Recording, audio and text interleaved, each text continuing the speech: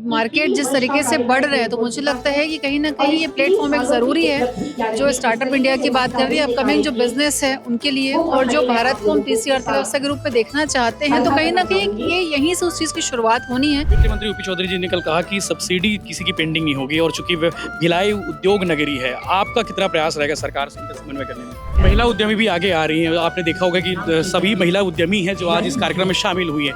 महिलाओं के लिए सरकार का और किस तरह से काम चल रहा है? भिलाई चैम्बर्स का योगदान तो मैंने देखा है।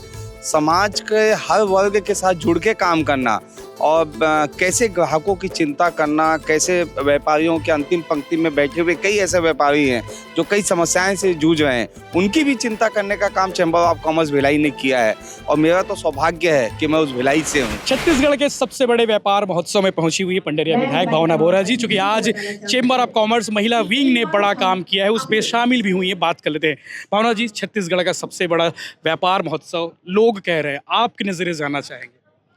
बिल्कुल, सबसे बड़ा व्यापार महोत्सव बोलना मुझे लगता है परफेक्ट है, क्योंकि जिस तरीके से यहाँ पे इतनी बड़ी एरिया में, इस मैदान में जिस तरीके से स्टॉल्स लगे हैं, मुझे पता है कि सैकड़ों में, मतलब 100 से ऊपर करीब स्टॉल लगे हैं, तो डेफिनेटली एक प्लेटफॉर्म मिला है, बहुत अच्छा प्लेटफॉर्म मिला है।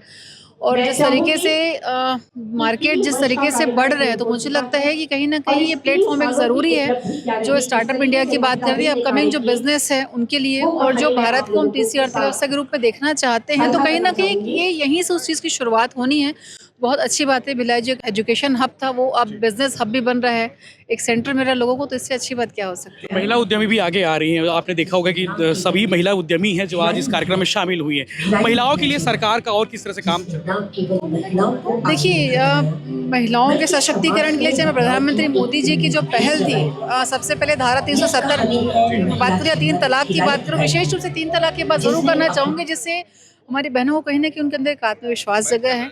अगर बिज़नेस पॉइंट ऑफ व्यू से बात करें, डेवलपमेंट की बात करें, तो जो 33% आरक्षण की जो हम बात करते हैं वो मोदी जी के कार्यकाल में ही संभव हो पाया है। तो कहीं न कहीं राजनीतिक रूप से भी, चाहे महिला उद्यमी की बात करूँ, स्टार्टअप इंडिया की बात करूँ, या फिर जैम पोर्टल की मैं बात करूँ, या मुद्रा योजना की बात करूँ, या बहुत सारे विषय हैं जिससे महिलाओं को, विशेष रूप से चाहे एसएचजी ग्रुप्स की मैं बात करूँ, तो महिलाओं को एक प्लेटफॉर्म मिल रहा है, आगे आने का एक अवसर मिल रहा है। शुक्रिया आपका। वैशाली नगर विधायक रिकेश सिंह जी भी हैं, उनसे बात कर लेते हैं। विधायक जी, छत्तीसगढ़ का सबसे बड़ा व्यापार महोत्सव भिलाई में आज आप पहुंचे हुए हैं, देख कर कितना आनंद आया और क्या व्यापार की संभावनाएं नजर आ रही है? देखिए, आज व्यापार मेला निश्चित रूप से हम छत्तीसगढ़ में सबसे एक्टिव सोचते थे भिलाई को, लेकिन जिस प्रकार से भारत देश में भिलाई की भूमिका तो वैसे भी है।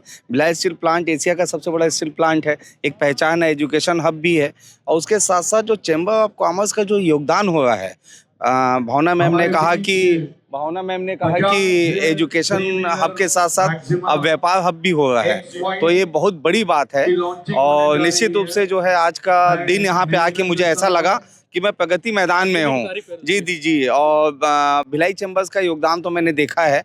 समाज के हर वर्ग के साथ जुड़ के काम करना और कैसे ग्राहकों की चिंता करना, कैसे व्यापारियों के अंतिम पंक्ति में बैठे हुए कई ऐसे व्यापारी हैं जो कई समस्याएं से जूझ रहे हैं, उनकी भी चिंता करने का काम चैम्बर ऑफ कॉमर्स भिलाई ने किया है और मेरा तो सौभाग्य है कि मैं उस भिलाई से हूँ, इसलिए थैंक यू भिलाई। वित्त मंत्री ओपी चौधरी जी ने कल कहा कि सब्सिडी किसी की पेंडिंग नहीं होगी और चूंकि भिलाई उद्योग नगरी है, आपका कितना प्रयास रहेगा सरकार से इनका समन्वय करने में?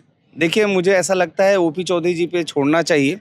वित्त मंत्री हैं, प्रशासनिक अधिकारी रहे हुए हैं और बड़ा ही बहुत सूझबूझ के साथ वो काम करते हैं। अगर उन्होंने कोई विषय कहा है तो गंभीरता से लेना चाहिए। शुक्रिया आपका। दोनों विधायकों ने क्या कहा आपने सुना। चैम्बर ऑफ कॉमर्स की इस कार्यक्रम को वैशाली नगर विधायक रिकेश सिंह ने दिल्ली के प्रगति मैदान में आयोजित होने वाले ऑटो एक्सपो और रियल एस्टेट एक्सपो से उन्होंने कंपैरिजन किया है इस आयोजन को लेकर।